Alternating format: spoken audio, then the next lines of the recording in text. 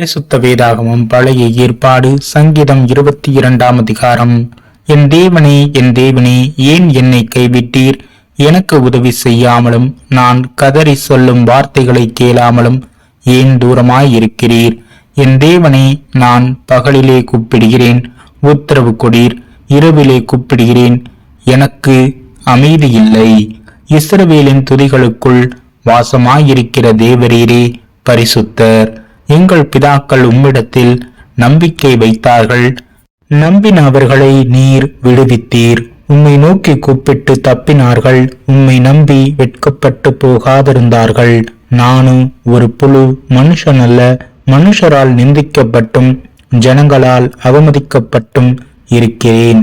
என்னை பார்க்கிறவர்கள் எல்லாரும் என்னை பரியாசம் பண்ணி உதட்டை பிதுக்கி தலையை துலுக்கி, கர்த்தர் மேல் நம்பிக்கையாயிருந்தானே, அவர் இவனை விடுவிக்கட்டும், இவன் மேல் பிரியமாயிருக்கிறாரே, இப்பொழுது இவனை மீட்டு விடட்டும் என்கிறார்கள்.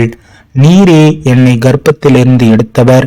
என் தாயின் முளைப்பாலை நான் உண்கையில் என்னை உம்முடைய பேரில் நம்பிக்கையாயிருக்க பண்ணினீர். கர்ப்பத்திலிருந்து வெளிப்பட்ட போதே உமது சார்பில் விழுந்தேன்.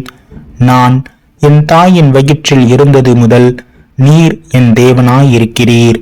என்னை விட்டு தூரமாகாதேயும், ஆபத்து கிட்டி இருக்கிறது, சகாயரும் இல்லை.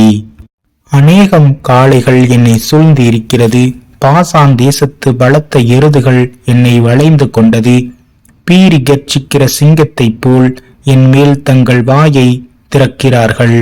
தண்ணீரைப் போல ஊற்றுண்டேன். என் எலும்புகள் எல்லாம் கட்டுவிட்டது.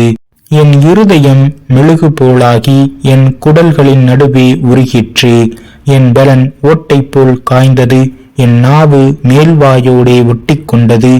என்னை மரணத்தூளிலே போடுகிறீர். நாய்கள் என்னை சூழ்ந்திருக்கிறது. பொல்லாதவர்களின் கூட்டம் என்னை வளைந்து கொண்டது. என் கைகளையும் என் கால்களையும் உருவ குத்தினார்கள். என் எலும்புகளை எல்லாம் நான் எண்ணலாம். அவர்கள் என்னை நோக்கி பார்த்து கொண்டு இருக்கிறார்கள். என் வஸ்திரங்களை தங்களுக்குள்ளே பங்கிட்டு என் உடையின் பேரில் சீட்டு போட்டார்கள். ஆனாலும் கர்த்தாவே, நீர் எனக்கு தூரமாகாதேயும், என் பலனே எனக்கு சகாயம் பண்ண தீ விரித்து கொள்ளும். என் ஆத்துமாவை பட்டயத்திற்கும் எனக்கு அருமையானதை நாய்களின் துஷ்டத்தனத்திற்கும் தப்புவியும். என்னை சிங்கத்தின் வாயிலிருந்து ரட்சியும். நான் காண்டாமிருகத்தின் கொம்புகளில் இருக்கும்போது எனக்கு செவி கொடுத்தருள் நீர். உம்முடைய நாமத்தை என் சகோதரருக்கு அறிவித்து சபை நடுவில் உம்மை துதிப்பேன். கர்த்தருக்கு பயப்படுகிறவர்களே, அவரை துதியுங்கள். யாக்கோபின் சந்ததியாரே, நீங்கள் எல்லாரும் அவரை கனம் பண்ணுங்கள். இஸ்ரவேலின் வம்சத்தாரே, நீங்கள் எல்லாரும் அவர் பேரில் பயபக்தியாயிருங்கள். உபத்திரவப்பட்டவனுடைய உபத்திரவத்தை அவர் அற்பமாய் எண்ணாமலும் அருவருக்காமலும் தம்முடைய முகத்தை அவனுக்கு மறைக்காமலும் இருந்து தம்மை நோக்கி அவன் கூப்பிடுகையில் அவனை கேட்டருளினார். மகா சபையிலே நான் உம்மை துதிப்பேன். அவருக்கு பயப்படுகிறவர்களுக்கு முன்பாக என் பொருத்தனைகளை செலுத்துவேன். சாந்த குணமுள்ளவர்கள் புசித்து திருப்தி அடைவார்கள். கர்த்தரை தேடுகிறவர்கள் அவரை துதிப்பார்கள். உங்கள் இருதயம் என்றென்றைக்கும் வாழும்.